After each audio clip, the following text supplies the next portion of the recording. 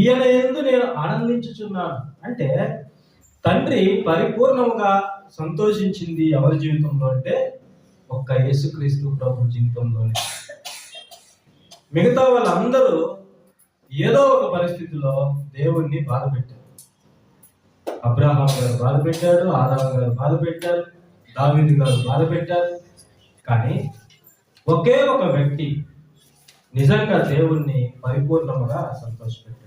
ఆయన ఎవరు కాదు, దేవుని యొక్క ఏకైక కుమారుడు, అద్వితీయ కుమారుడు. ఆయనే మన ప్రభు అయిన యేసుక్రీస్తు.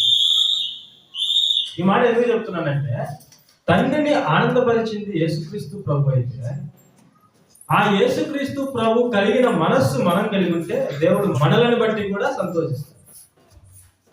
మనం క్రీస్తును పోలి నడుచుకుంటే మన జీవితాలను బట్టి దేవుడు